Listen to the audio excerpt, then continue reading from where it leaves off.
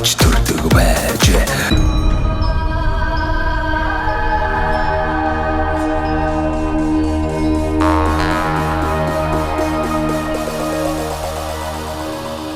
Тийм учраас ерөөсө хөргөлтийн системтэй жижиг дунд үйлдвэрүүдийг бөөгнүүлээд сум дундын байдаг юм. Аймагт дор хаяж 3-4 ийм жижиг үйлдвэрүүд.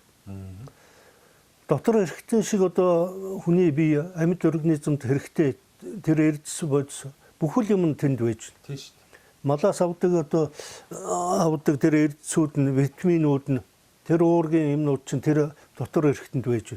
Тийм учраас тэрүүнийг сайхан ялгаж аваад тэрүүний зөх технологийн дагуу хадгалаад тэгээ хөлдөөгөөд тэгээ гадаад гаргаж болдгоо юм. Энүүний чинь одоо яавал асар их боломж байна.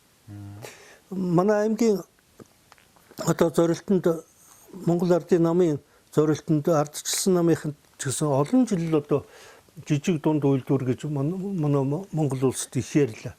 Аймагт ерөөсөө ярихаас цааш явахгүй. Тодорхой хэмжээний одоо хувийн хөвшлүүдийг энүүнд оруулах.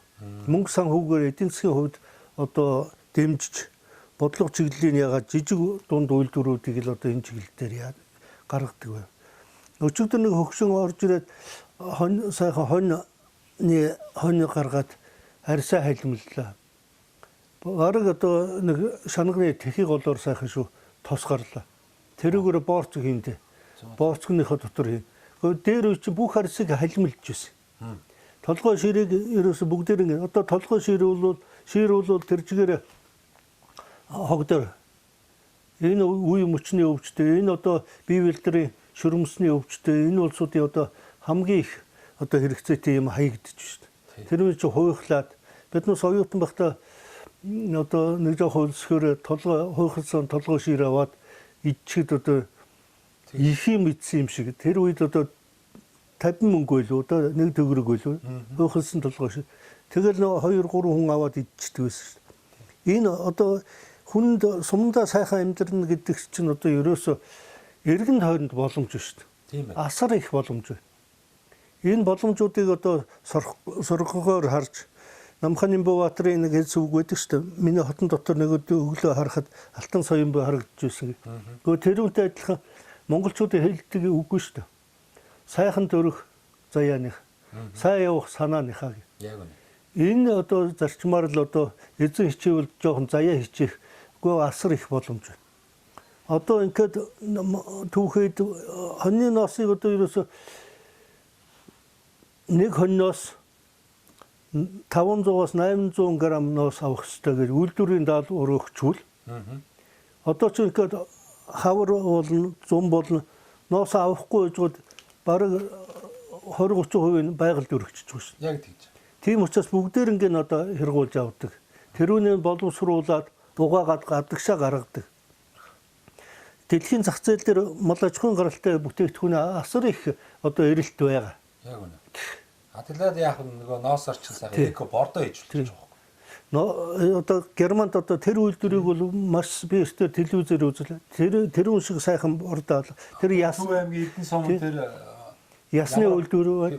Полиц үлээ. Тэр нэг бордооны ноосоор бордоо хийж шүү дээ.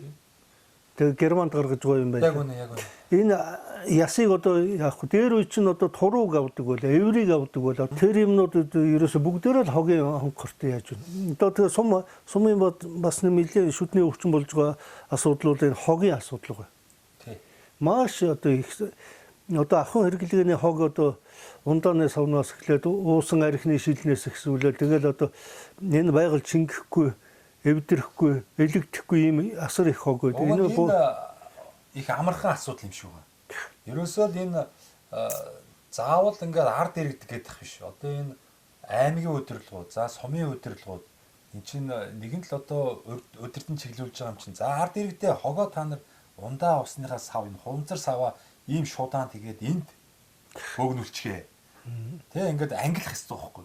Инх юм бол хунзраар чинь бид нар одоо ингээд адаглаад энэ угаалтурын юу сав ингээд сандал ширээ тий маш олон бүтээгдэхүүн хийдэг байхгүй. Тэгэхээр бид нар ингээд энэ чинь байгаад хог болгоод өргөөд авах биш. Ингээ хогоо бид нар одоо ангил сурмаар байна. Гадны орн бол энийг бол олон 10 жил ингээ хөвшөөд ингээ болоод нь шүү дээ. Бид нар яахаар ингээл нэг хог гэхэр бүгдийг нийлүүлээл нэг юмд хийгээл нэг жалга тавьчих болох хэвээр. Ерөөсөө ингээд энэ хог ангилахыг бол ерөөсөө зөвхөн энэ хот огчлч гэдэг юм уу эсвэл энэ нэг бор зүрхээр яваад байгаа компаниуд хийх биш. Энэ бол бүр төрийн оролцоо байх хэрэгтэй байхгүй. Энд чинь эргээд байгаль экологи нөх хүний ундны ус гэж бүх юмтай холбогдох учраас төр нь өөрөө энэ дээр бас бодлого барьж ажиллах хэрэгтэй байхгүй. Энэ төрд гарч байгаа хүмүүс ажлыг хийх хэрэгтэй байхгүй. Салбараа мэддэг хүмүүсээ гаргаад бид нар хогоо ингээ ангилахад бол энэ амархан байхгүй. Ингээд та нэг сумынхаа нэг иргэдийн төлөөл иргэд нийтийнхээ хурлаар ингээд ард иргэдээ суулгаж байгаа. За найзуудаа хідүүлээ ундаас аваа ингээ шилээ ингээ. За хуурай хог одоо бусад одоо юугаа ингэж ангилъя. Ингээд нэг зохион байгуулалтанд ороод өгвөл энэ хогноос хүртэл бид нар одоо баялаг өгөөж өртөх боломж. Манай суманд нэг их ажилч залуу байсан. Аа. Саяхан тааллуулсан доо. Тэгээ тэр бол хогон дээрээс асар их юм одоо сайхан цэгцтэй төмрийн нэг тусд нь ялгаж аваад шил ахин одоо хэрэглэх юмнуудын нэг тусд нь аваад архины шилийг би хогийн онкорт нэг хог асгаал явуулж өгдөө. Архины шилийг хэдэн зуугаар нь бүр төрөлжүүлээд. Ингээд явсан. Одоо архины үн жил ирэх тусам нэмэгдээ. Шил авч байгаа шилний үн Монголд шилний үйлдвэр байхгүй. Энэ шилнийхээ үнийг л нэг 500 төгрөг 1000 төгрөг болгочихлоо. Тэгвэл архины шилийг ерөөсө хүн хаяхгүй. Сумдаа 1000-аар цаана тэр авч байгаа газрууд бол 2000-аар яг л. Тэгтэл одоо энэ архины биднээс хуримтлгээд сургуульд байхад чинь шуудаа цуглуулдаг байлаа. Шуудаа 50 мөнгө, шил 20 мөнгө. Тэгээ манай сумаас мөнгө чаргал гэж хүүхэд артикт амрах эрхийн бичгээр шагнаж шүү дээ. 500 одоо төгрөгийн хуримтлал яасан гэд. Одоо тиймэрхүү хүүхдийг ерөөсөө л жоох урамшуулаад явал энэ хогны ч асуудлыг бол ер нь хүн болох хүн эцэг их гэдэг чинь энэ гэрийн хүмүүжил гэдэг чинь л одоо Монгол орны ирээдүйн хувь заяа байна шүү дээ. Хичнээн одоо боловсролын дипломтой ч байсан гэсэн хүмүүжил байхгүй бол одоо тэгээд явахааргүй. Гэрийн хүмүүжил, ёс суртахууны хүмүүжил тэр бие авч байгаа хүн болох энэ юмыг л одоо суурийн суур болгож л одоо явахгүй бол Монгол орн одоо хүн хоорондын харьцааны асуудал тийм ээ иргэд хоорондын харьцаа жоохон дургүй тэгээд энэ ертөнцөөс байхгүй болох тийм хараалуудыг л урсгадаг ийм л болж байна. Бид нар ч дээр үед ахмадаа хүндэлдэг, хүнийхээ үгэнд ордог, ахан ч ах шиг, хүүхдэн чүүхэд шиг тэгээ ажлын төлөө байлаа. Өлмөө зүлмөө өсч өндөсөлтөө бид нар ч ер нь одоо 60 70 оны хүүхдүүд одооны хүүхдүүд өдөрт 2 3 хоолтой. Тэгээд дан бэлийн юм. Одоо гурлаа зуураад гурилтай хоолоо идэхгүй, бэлэн гурил дэлгүүрээс авч байна. Би нэг анх жоохон агентын ажил хийгээд аймгийн бараа баазаас гурил авлаа. Тэгэхэд 10 тонн гурил манай суманд ирэхэд 7 хоногийн дотор дуустдаг гэсэн. Одоо 1 тонн гурил ирэхэд сар болж байгаа. Бүх юм бэлэнчлэх. Ер нь хүний хөдөлмөрл хүний хүн болгодог учраас энэ хүүхэд залуучуудын хөдөөний хүүхдүүд араа ирэх биш вэ? Төв суурин газрын хүүхдүүд бол хэцүү байна. Тэгээ хөдөө амьдрах бол хамгийн сайхан амар амгалангийн юм да. Би эндээс Улаанбаатараас 160 гаруй километрт нэг 4-5 цаг давхад хот ордог. Тэгээд явахгүй ш хотод ороод. Тэгээд хотод ороод манай хүүхэд Яармагт байдаг байхгүй. Баян зүрхийн төвчнөөс Яармаг ороход бас 4-5 цаг явна. Тэгэхээр 8 цаг миний юу яаж вэ? Яг үнэ. Би эргээд хот орчингуудаа Баян зүрхийн төвчнөөс буцаад ирэх хугацаанд хот дотор явж хонох газар очиж хүүхдээр очиж шин. Тэгээд энэ бол одоо асар их хүнд гажуудлаа. Тийм учраас энэ төвийн одоо их дээд сургуулиудын хөдөө гаргах, яам тамгын газруудын хөдөө гаргах, ер нь хөдөөд одоо чиглэсэн хөдөөний одоо бид нас говийн нэмэгдэл авч байлаа ш. 50 төгрөг байсан. Одоо тэрүүнийг бол говийн нэмэгдэлтэй бол хээрийн нэмэгдэлтэй бол хөдөө амьдрах улсуудад ипотекийн зээл, орон сууцны зээл энэ юмнуудыг одоо хангаад энэ хүүхд залуучуудын хөдөө чиглэсэн ийм бодлого чиглэлийн юмнууд их явуулах хэрэгтэй байна. Аймгийн хэмжээгээр ч гэсэн одоо манай дарга нар одоо энэ дээр бас уриалга гаргаад ажиллаж байна. Энэ бол маш сайхан дунд говьтой амьдрий, хөдөөдөө дунд говь хөгжүүлээ. Ер нь хөгжих гэдэг бол тухайн сум орнуудыг айлгэр тэр толгойлж байгаа хүнээс л шалтгаалж байна шүү. Яг үнэ. Тэгээ өрхийн тэргүү гэрээ эзний нэрээр орж эми нэрээр гарна гэдэгтэй адилхан ер нь эцэг хүн бол нэлээ энэ нийгэмд оройлтой. Тэгээ тэрүүнийг олсон эмийг бол зөв зөвхөстэй авч явах бол эмэгтэй хүний ухаан байх юм. Тийм учраас ер нь Монголын ирээдүй энэ одоо айл гэр байх хүн байхын утга учирыг одоо сайн яаж нийгэмд зөв хүнийг төлөвшүүлэх вэ? Яаж хүнд тустай байх вэ? Яаж бие биендээ дэмтэй байх вэ? Энэ юм л одоо манайд ихээхэн орхигдоод ерөнхий боловсролын сургуулиудад тэр математикийн тэгээд тоо үзэхээс илүүтэйгээр л одоо иймэрхүү юмнуудыг зааж сургадаг, хэлдэг, ярьдаг иймэрхүү юм. Тэгээ Ахмадын үгийг дээр үеч биднээс халамжлан хүмүүжүүлэгч одоо юугаар нэг сайхан багш ороод ирэхэд энэ багш шиг сайхан багш болох юмсан. Тийм ээ. Нэг сайхан эмч байхад энэ хүн шиг байх гэсэн ийм л одоо юугаар биднээс явдаг байлаа. Орон гэргүй дээд сургууль төгссөн хүүхдүүд орон гэргүүл би чандама бараад дэлгэр хангай одоо буудалд би ажлынхаа анхны гараг битүүр хоёулаа мал эмчилдэг. Дэлгэр хангай сумд очсон. Тэндхийн хөдөлмөрч сайхан хүлээж авсан. Буудалд нь 7 хонцоод зүнхтэй. Тэгээ мал эмзэг нуурсан байсан тэрүүн дээрээ засвар хийгээд өөрөө л одоо засч өрж жоод тэгээ тэндээ ороод тэгэл тохнуулэл тэгэл явсан. Тэгэл ерөөсө хүн өөрөө л нохоо хамартаа хүрхээр үхэр хамартаа хүрхээр усчихчээр бүх юм бэлэн байх тусам хүн ерөөсө толгойн ажиллахгүй. Тийм ээ. Өлсчөөл хүн толгойн ажиллана. Зовж ядарч өвдөж үйл хүн эрүүлжүүлэх гэсэн одоо нийгмийн сүлжээгээр эрүүлжүүлэх зөв амьдрах их сайхан өгөөчтэй нэвтрүүлэг явуулж байшингаа өөрснөө хийж байж модоо тари хашаандаа сайхан амьдрий сумдаа сайхан амьдрий тэгээ энүүнийг бол өргөн дэлгэр одоо улсууд юм хүртэл болгоод тэрүүнээс жоохон чултгоо юм авч тийм ийм одоо сайхан юмнуудыг эхлүүлж байгаа юмыг одоо бүр их сайхан контент болгоод бүр одоо ном болгоод би таны хийсэн нэвтрүүлэг ховдын одоо тэр хөдөлмөрч ард түмний юм биширч байлаа. Өмнө говийнхныг одоо яаж үзээд тэр говьд одоо ийм сайхан хүнсний ногоо яаж вэ? Сэлэнгийнхний одоо тэр газар тариалан тэр гахай шууггүй ямар сайхан яаж вэ? Амьдрал авч явах хүний анхдах чиргэлийг яаж одоо бий болгож байна. Биднээс ч одоо амьдралын анхдах чирэгцээ болох хувцас эхлэв тийм ээ. Тэгээд орон байртай болох гэсэн гээд явдаг шүү дээ. Одоо тэгвэл эцэг их нь бүх юм бэлдээд өгч. Тэгээд нэг хүүхдүүдийг одоо ажил сургууль юм инегаад. Тэгээд ерөөсөө Намхан Нэмбүбаатарын нэг хэлдгээр энэ мал аж ахуй манай ер нь л эзэнгүү болох ийм л хандлагатай байна. Сургуулийн одоо их имиж гоо юм бол мал бол хагас зэрлэг болчихлоо. Тий. Хагас зэрлэг. Хавар ямааг ноолорын авах гэж нэг яаж вэ? Орилуулж хүчээр мөнгө бүш бав. Тэр нэг бол хаягдлаг авдаг шүү дээ. Ноолор. Яг үн цэнтэй учраас ерөөсө бүр баригад энэ дээр баригад гарна шүү дээ. Тий, самнагчтэй. Тэр үн дээр бол ямааг бол яаж вэ? 101 хэдийн манай говьд бол хэдийн ямаага сааж нэг мөнгө олж байна. Хоныг бол ерөөсөө явахгүй тэгээ нэвсээс юм л ноорс юм л тавьхад байдаг. Тэгэж гоод ноос нэг 1000 болохоор хэрэгж авал тэгэл хамаагүй тэрүүний чинь стандарт ялгахгүй. Үргэлж ноос задгай бутрахаа гэж авдаг байсан бол бүгдээр ингэ шээс бастай холиод 100-г ингэж хурдталт байхгүй тийм. Үхрийг саахгүй. Би үхэр одоо үхэр дээр бол өстой нэг маш муу байна. Би манай гэр бүлийн хүн Архангай аймгийн хүн. Зөв. Тэнд бол үхрийг өстой нэг дэлэнгээс нь хувийн салгадаг үл саадаг байсан тэр үед. Тийм. 80-аад онд. Тэгсэн одоо өдөрт нэг л саадаг болчих. Хангайхан бас. Нэг орой авчираад өглөө саагаад явуулчих тугалт. Тугалчин гэж хүүхдүүд явдаг байлаа.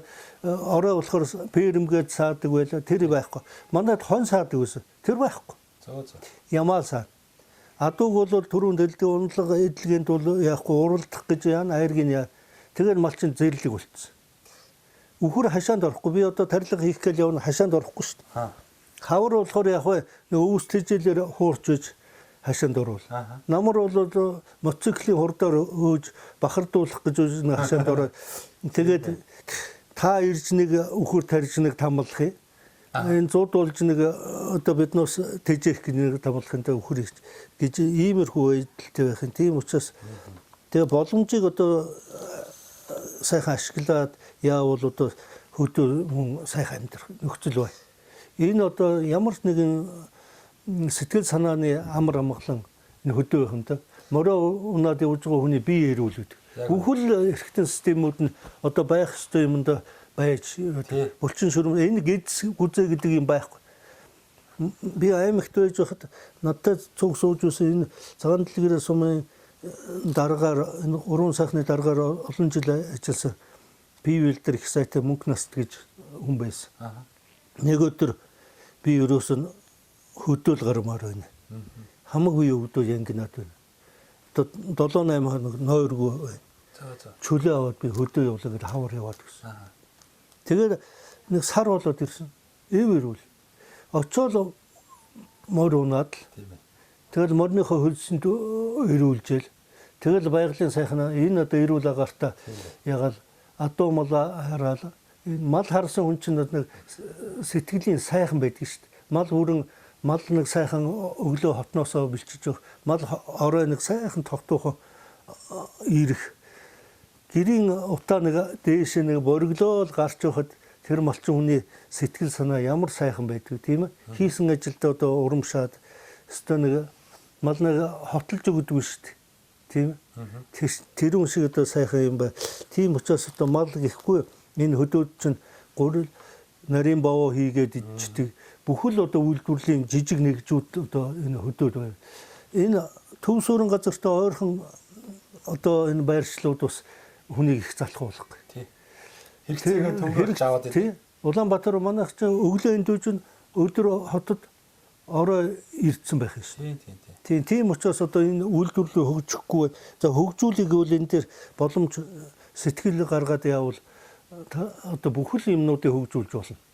Тэгээд дүүгийн хувьд одоо ингээд 12 жилийн хугацаанд Монголын 280-90 сумаар ингээд явлаа. Маш олон одоо тухайн сумын удирдлагууд, аймгийн удирдлагууд, за нийгмийн бүхий салбарын төлөөлөл болсон ард иргэдээс ингээд үг сонсоо явж байгаа. Ингээл нөгөө бодож исэн бодол нөгөө дүгнэлт маань ингээл жилээс жилд өөрчлөгддөг юм байна. Ерхийдээ ингээл анзаарч хараад эн чинь бас их том судалгааны ажил яваад байгаа шүү дээ. Тэнгүүд улсын хөгжил сумаас эхлэлтэй юм аа гэж нэг хэсэг их уриалгацсан явлаа. Нэрэж анхан шатны нэг ч одоо сум орнуудыг сайхан болж иж улсаар хөгжих юм байна да. Нэрэж тийм юм уу гээл бас би одоо санаа нийлэл явж ирсэн. Тэгээд ингээд нөгөө энэ хугацаанд ингээд яваад ирсэн чинь их олон зүйлийг олж харлаа. За ажил амьдралын шаардлага би өөрөө дуучин хүн. Бас гадагшаа дотгошоо Солонгос, Ишгаа, Англи янз бүрийн газар улс орн руу тоглолт ажил амьдралын шаардлагаар явах юм. Тэр орны хөгжсөн дуршлаг боломжуудыг бас зүгээр ингээ юм үзээд явахгүй судлах юм. Энэ хүмүүс яагаад хөгжиж юу? Энэ Солонгос яагаад ийм сайхан хурдны зам энэ уул хангаагаар нөхлээд тэгээд одоо монголчууд бол сүсэг биширлээрээ уул муулаа нөхлөх юм бол одоо сүрээд байхгүй болчмоор юм. Гэтэл энэ улс орн яагаад дэлхийн тэргүүлэгч улсын нэг болчих вэ? Энэ тэргээл ингээ судлаад яваад байгаа байхгүй юу? Тэгсэн чинь нэг дүгнэлтэн төрлөө. Улсын хөгжил сумаас эхлэлтэй юм аа. За цаашлах юм бол замаас эхлэлтэй юм байна. Ерөөсөө л энэ зам сайн чанарын замтай болж ижил тухайн одоо зам дагаж хөгжил явагддаг юм байна. Тэр сайхан замаа дагаад хоолны газар, буудал, за тэгээ жуучны баазууд бий болно тийм ээ, суурьшлын бус задардаг юм байна. Тэгэхээр бид нар чи Улаанбаатар хотод ингээд хүн амныхын 70-80% нь ингээд амьдраад идэг. Энэ мэн ерөөхдөө хортой нөхцөл болчихлоо л доо.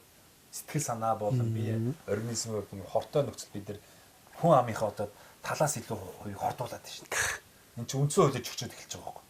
Хүн тий аюулгүй эрүүл цэвэр орчинд одоо амьдрах хэрэгтэйгээ заасан байтал бид нар одоо санаатай юм уу санаагүйгээр ингээд ерөөсө хотод энэ тэр асар одоо тэр нөгөө юм битүү савнд харахуудыг аваачаад ингээд байлгаж байгаа юм шиг байдал байгаад байгаа байхгүй. Энийг бид нар яаглаа задлах хэрэгтэй. Задлахын тулд яах хэрэгтэй? Энэ 21 аймгаа адаглаад дархны замыг та мэдэн штэ нэг явж үзсэн л. 4 игнэ. Сайхан урсгалууд нь ингээд зайтай. Энэ зам ингээд 7 жил тавих гэж бас нэлээд юм боллоо. Баахан хүний алтан аймаг машин тэрэг эдийн засгийн цаг хугацаагаа бид нар хохирсон. Гэхдээ ингээд энэ зам одоо ажилтанд орсон дараа яаж ийн? Тэр хооронд одоо Сэлэнг, Дархан, цаашаага одоо Орхон аймаг, Булган, Хөвсгөл гэдэг энэ бүс нутгийн иргэд чинь маш богино хугацаанд нөгөө бараа таваарны одоо эргэлтэнд орж ийн. Машин тэргийн эдийн засгийн хэмнэлт гарч ийн тийм ээ. Ингээд ийм сайхан боломжууд байна. Тэгэхээр нэг уриалгыг нэвтрүүлгээр дамжуулаад энэ төр барьж байгаа эрхэм хүмүүст болон энэ одоо ард иргэдэд уриалаад байгаа. Ерөөсө замаа хөгжүүлье. Зам харилцаагаа. 21 аймгаа хадгалаад одоо дархных шиг замыг тавья. Ялангуяа энэ өмнө говь чиглэл рүү бол одоо Монголын нүүр царай болсон одоо зам багхгүй. Монголыг говийг үзэх гэж ирж байгаа жуулчдын 70-80% нь өмнө говь чиглэл рүү явж байна. Гэтэл дунд говийн замыг одоо бүгдийг мэднэ шүү дээ. Хэдэн 10 жил бөөн байлтай болсон юм чи том нүгтэй замаасаа гараа шороогоор нэг явж үзхийн. Тэгэл замын нэг засах гэж үзхийн. Тэгээ ядж байгаа нөгөө зам нь их нарийнхаа. Энэ дээр чи маш олон хүний алтан аймын машин дэрэг эдгэрж, тэгээ гадны жуулчд ирээд нөгөө нэг гой зам дээр явдаг ус чи энэ замаар ингээд явхаар чи тэгээ юу нутаг орон гой үзэх биш ингээд ядраа сулдаад тэр нөгөө Монголын ахуй амьдрал мэдхгүй хүмүүс чинь эргэж энэ Монголыг ирж үзэх үү? Найз нөхдөдөө Монголд очиж аялаарэ гэж уриалах уу? Ингээд энэ маш хор хөнөөлттэй юм байгаад байгаа байхгүй. Тэгэхээр хадгалаад энэ өмнө гой бол өөрөө чадaltaй юм. Хөрөнгө санхүү болж байна. За улсын төсвөөс боломжтой хэлбэрээр гаргадаг юм уу? Аймаг нь бас өөрснөө бас боломжтой хэлбэрээр хөрөнгө оруулалт хийгээд энэ дархан шиг замыг ядгаглаад энэ өмнө говь чиглэл рүү тавьмаар байна.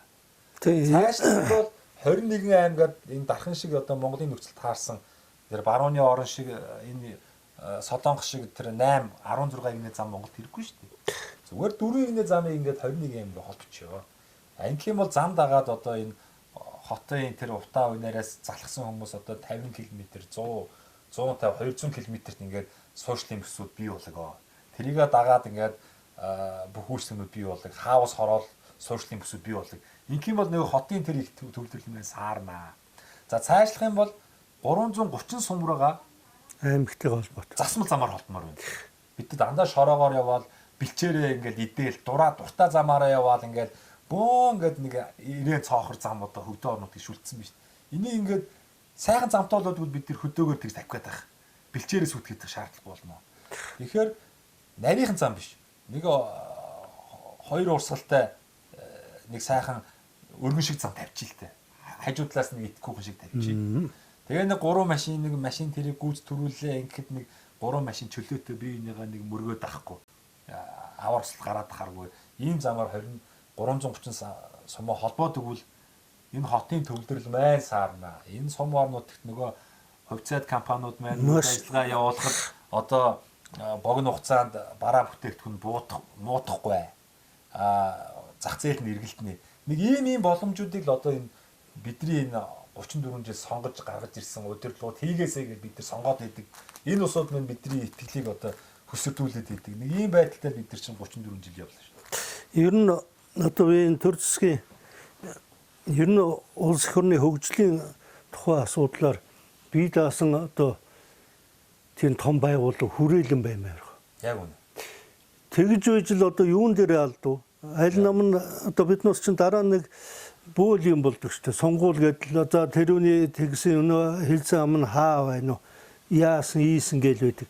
Ер нь одоо Монголын эдийн засгийг авч явах энэ улс их орны тусгаар тогтнол хөгжлийн асуудал хариуцсан том хүрээлэн.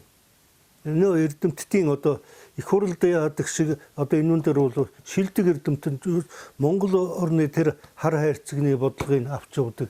Энэ Монгол орн ямар ч нам гарсан, ямар ч юу гарсан, хүчин гарсан энэ л юугаар Монгол орн ийм жишгт хүрэхин гэсэн одоо 5 10 жил одоо ч дээр үчис юу 5 жилийн төлөвлөгөөтэй явуулдгаас одоо 4 жилийн төлөвлөгөөтэй байгаа. Ерөөсөө энэ чинь 4 жил чинь одоо хүүхэд төрлөө гэхэд байна шүү дээ. Тийм шүү дээ. Тийм ээ. Ямар шүү хүүхэд байх вэ? Ямар нэг мал биш, 100 наслах биш, 50 60 наслах биш. Ийм л одоо энэ тийм учраас одоо 4 жилийн энэ хугацааг их хурлын энэ хугацааг бол миний бодлоор бол 6 жил байж гоод тэгээд хийдэг бол хийдэг, хийдгүй бол нэг өшөө гарахаар гуулгаж ингэж яваад тэгээд энэ хөгжлийн бодлогын асуудлыг яг хариуцсан одоо эдийн засгийн хөгжлийн яам л гэж байгаа. Энэ яам чинь ерөөсөө тийм бие даасан хүрээлэнтэй. Энэ засгийн газрын юм уу ерөнхийлөгч яг харьяанд байдаг.